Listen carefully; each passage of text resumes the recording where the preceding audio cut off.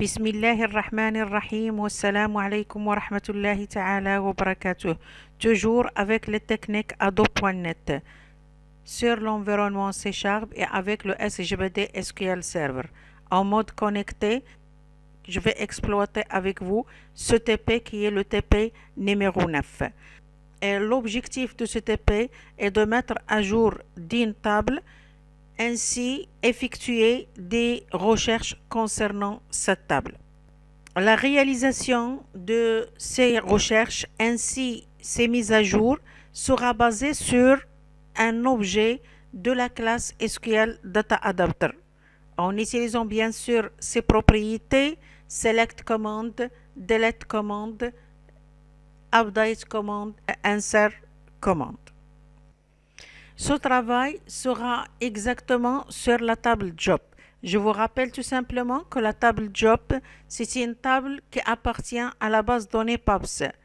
Et la base de données PAPS, c'est une base de données fournie par Microsoft et que vous pouvez télécharger gratuitement sur Internet. La table Jobs, c'est une table qui contient 4 colonnes. Le Job ID, ça veut dire l'identifiant de l'emploi. Job Desk, ça veut dire la description de l'emploi. Min LVL, ça veut dire le grade minimum. Et Max LVL, ça veut dire le grade maximum de cet emploi.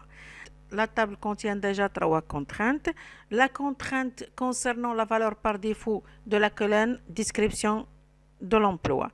Ainsi, 2 autres contraintes de type check concernant min LVL et la colonne max LVL. La contrainte concernant la colonne max LVL exige que les valeurs prises par cette colonne doivent être inférieures ou égales à 250. La contrainte concernant la colonne min LVL exige que cette colonne doit avoir des valeurs supérieures ou égales à 10. Revenons sur la classe SQL Data Adapter qu'on va utiliser l'un de ces objets pour effectuer les recherches et les mises à jour sur la base de données correspondante en utilisant le mode connecté des techniques Ado.net.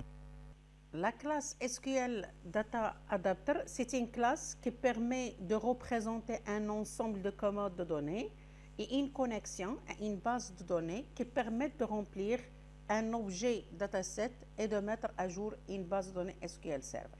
Dans notre TP, je vais utiliser avec vous que la mise à jour et la consultation de la base de données en utilisant l'objet de cette classe qui est la classe SQL Data Adapter, sans utiliser la classe Dataset.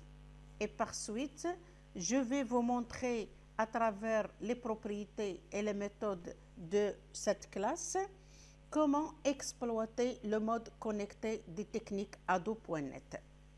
Avant tout, pour utiliser cette classe, on doit créer un objet SQL Data Adapter. Et par suite, on doit utiliser l'un des constructeurs qui est devant vous, soit SQL Data Adapter sans paramètres, soit on va passer à la propriété SQL Command plutôt Select Command de SQL Data Adapter, la valeur correspondante, ça veut dire l'objet SQL Command. Soit on va initialiser aussi la connexion.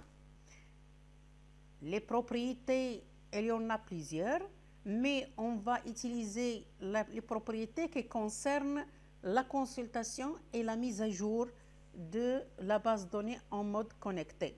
On va utiliser, on aura besoin pour une mise à jour d'utiliser la propriété delete command qui nous aide à définir la commande nécessaire qui permet de supprimer les enregistrements dans une base de données.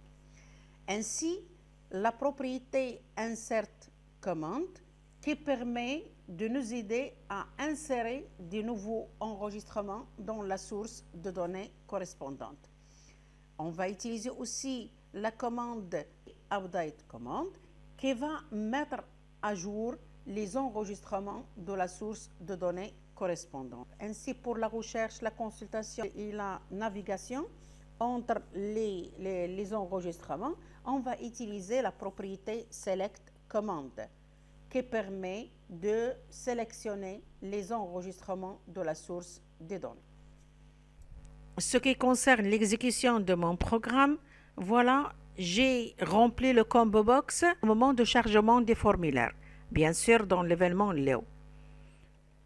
En choisissant une valeur parmi les valeurs des combo box, les autres zones de texte sont remplies par les informations correspondantes. Je vous rappelle tout simplement que le ID emploi qui est représenté sur la table par Job ID représente la clé primaire de la table correspondante.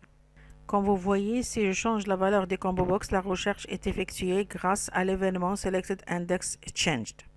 Ce qui concerne la mise à jour, je commence par la modification. Je suis en train de changer maintenant la colonne min LVL. Je suis en train de changer la colonne min LVL. Modifier, la valeur est acceptée. D'ailleurs, changeant, revenons vers 71. Comme vous voyez, 39, eh bien, elle est là. Allons voir dans SQL. Comme vous voyez dans la table Job, sur la ligne dont l'identifiant est 71, le min LVL égale à 39. Si je fais une autre valeur, il y a une violation de la contrainte correspondante. La valeur était trop grande ou trop petite pour un octet non signé. Les modifications seront annulées automatiquement. Maintenant, je vais essayer de déclencher la suppression. Alors, toujours, je supprime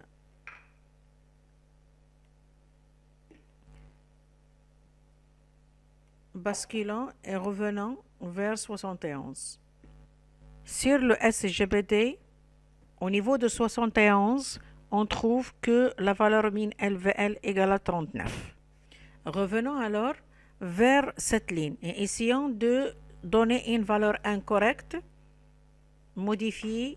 Un message d'erreur sera affiché concernant la valeur non acceptée par la contrainte ou bien le type. Ici, c'est le type.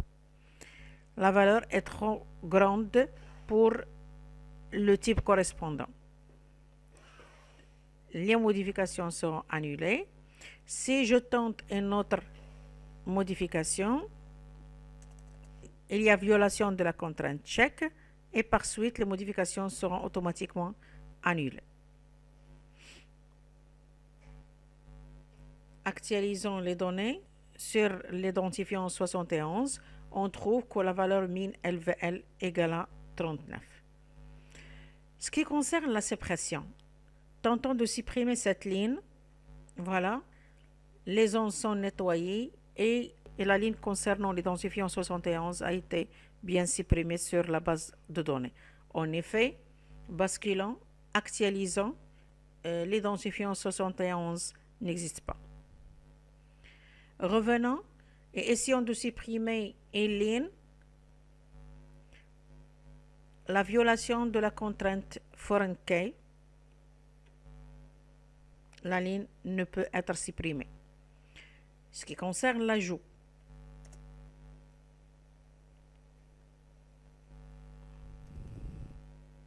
ajouter cette ligne, voilà, la ligne a été ajoutée et on a récupéré la valeur incrémentée par le SGBD. Sur la liste combo a été bien ajoutée.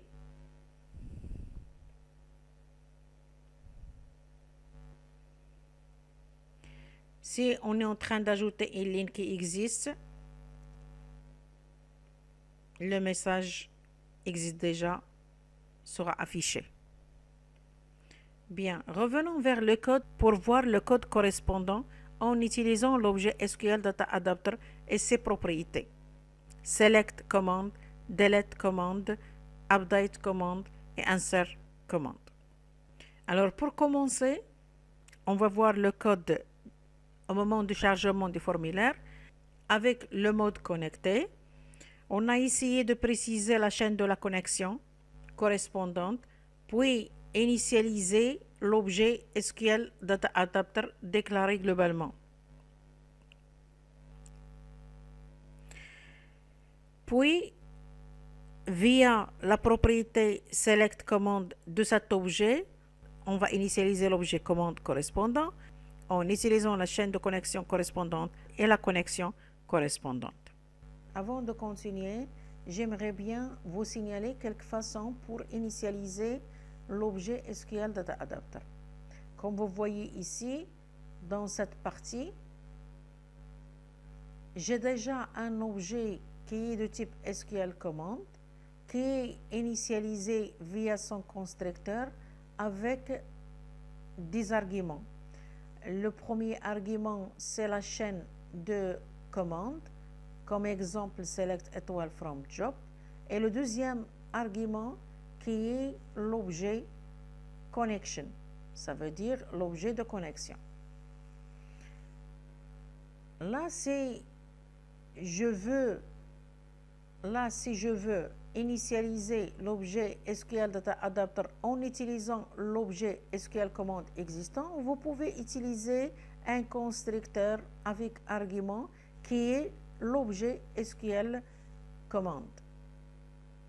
Et une autre façon, c'est que vous pouvez utiliser le constructeur sans argument et après, via la propriété select command de l'objet SQL Data Adapter, initialiser l'objet commande correspondant.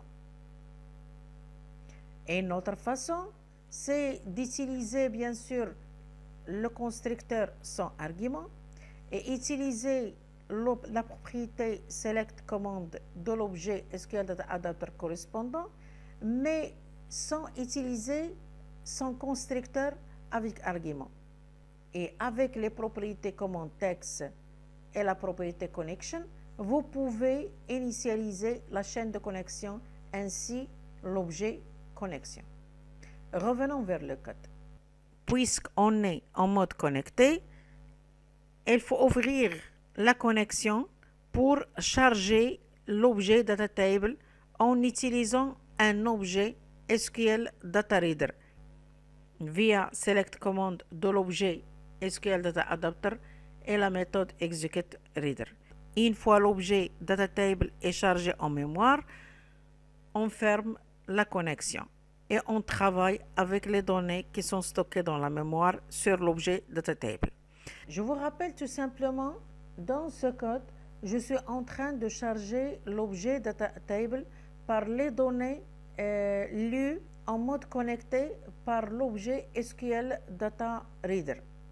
Là, l'objet data table qui sera créé, rempli par les données lues par l'objet SQL Data Reader.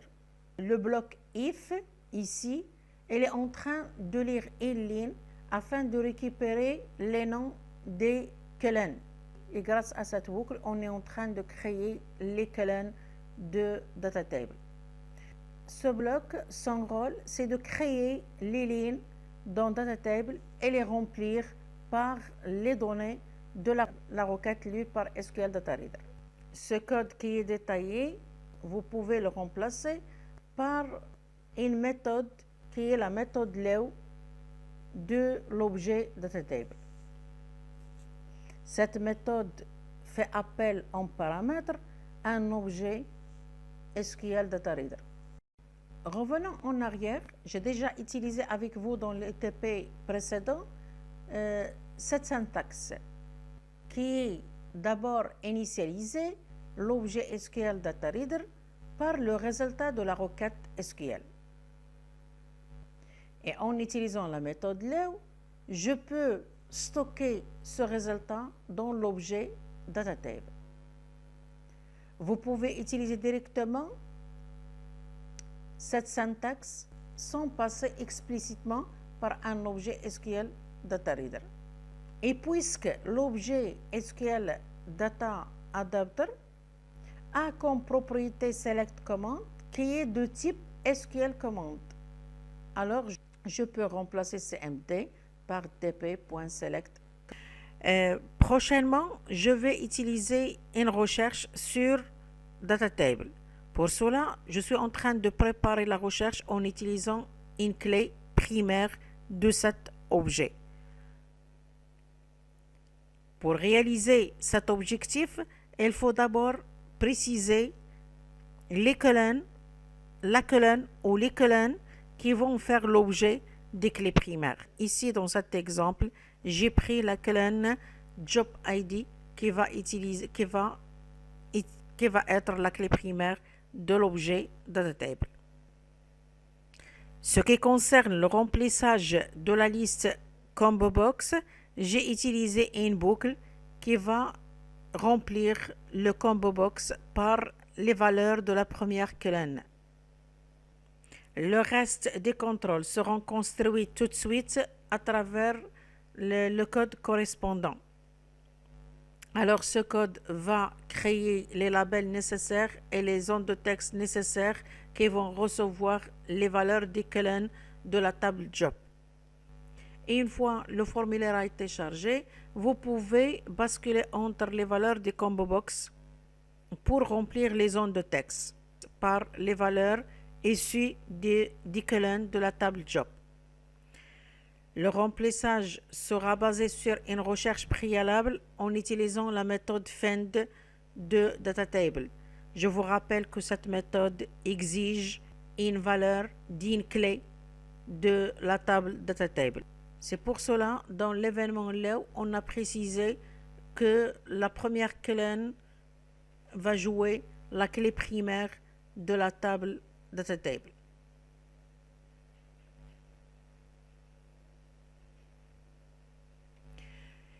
Si la ligne est trouvée, sera stockée dans DR et par suite, je commence à remplir les zones de texte par le contenu de cette ligne. Chaque cellule sera stockée dans une zone de texte.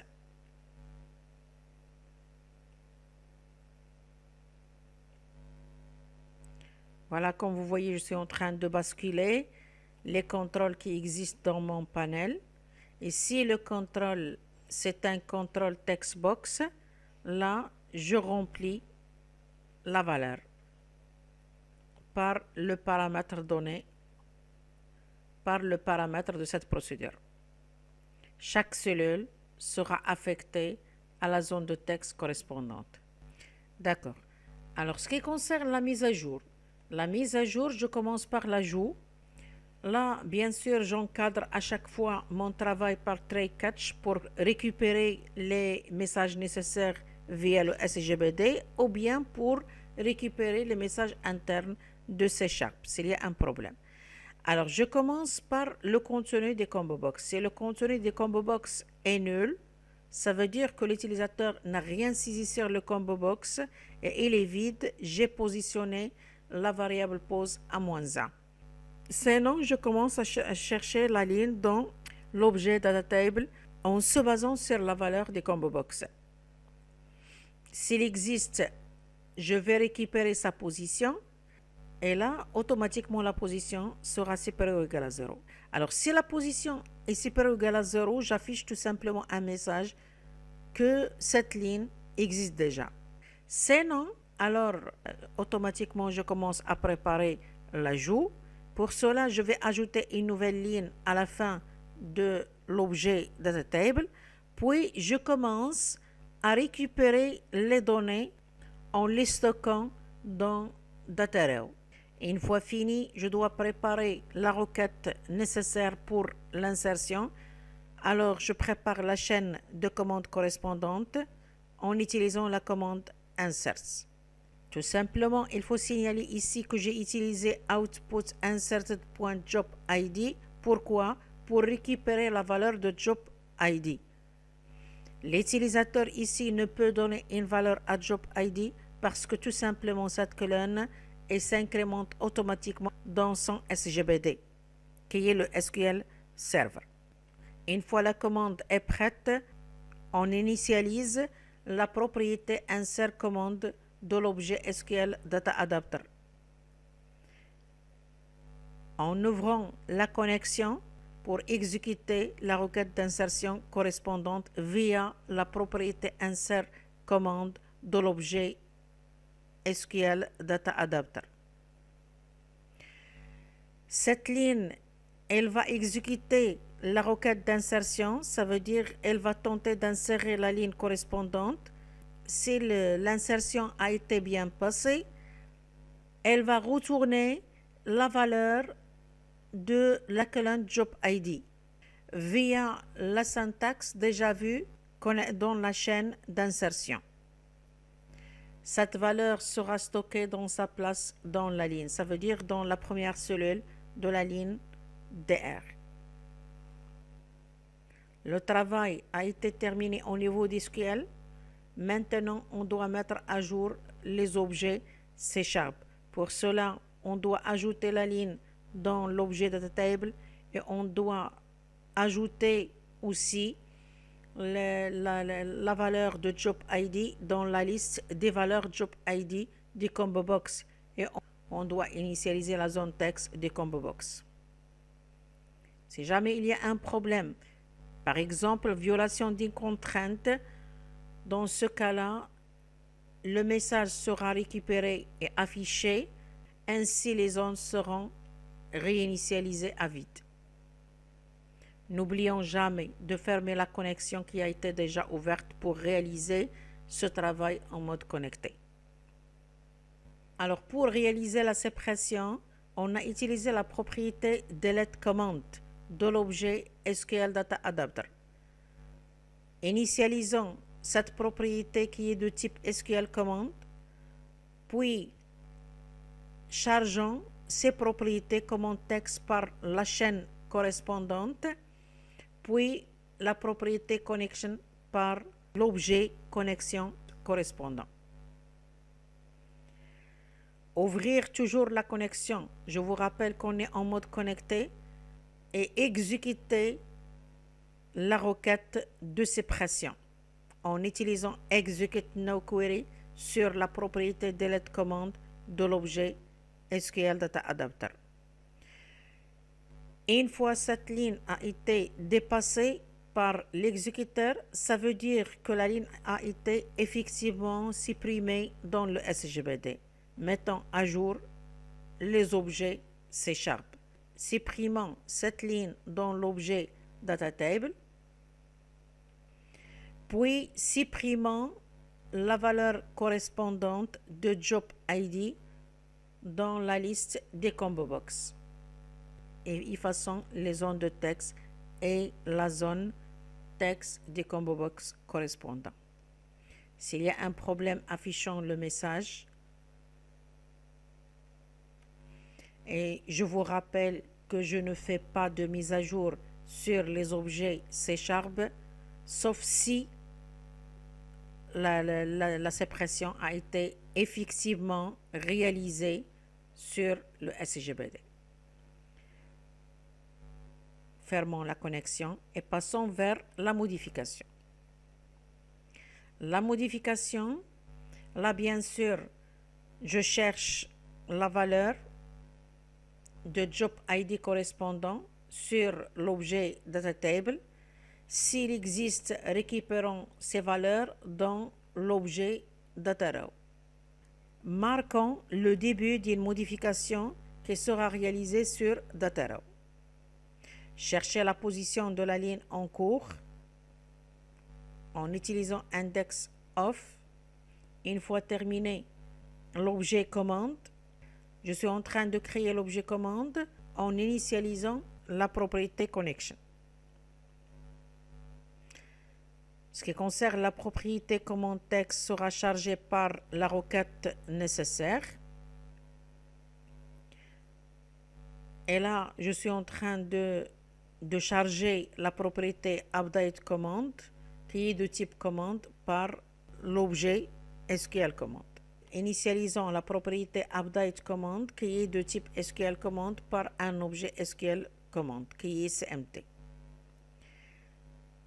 Puis ouvrir la connexion et exécuter la connexion en utilisant l'objet SQL Data Adapter et sa propriété update command ainsi la méthode execute no query de l'objet SQL command qui est update command. Mettre à jour Data Table. Et je vous rappelle que je suis en train de mettre à jour l'objet Data Table en utilisant Data Row. S'il y a un problème d'exécution, j'affiche le message retourné ainsi mon message qui indique que je vais annuler toute la modification réalisée dernièrement. Là, je suis en train d'annuler la modification sur Dotero et je suis en train de mettre à jour DT pour une autre fois. Je suis en train de récupérer les dernières valeurs sur Data Table.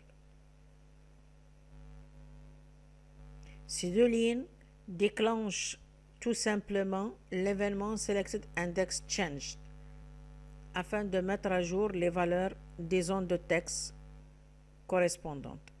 N'oubliez pas de fermer la connexion. Et merci. Wassalamu alaikum wa rahmatullahi ta'ala.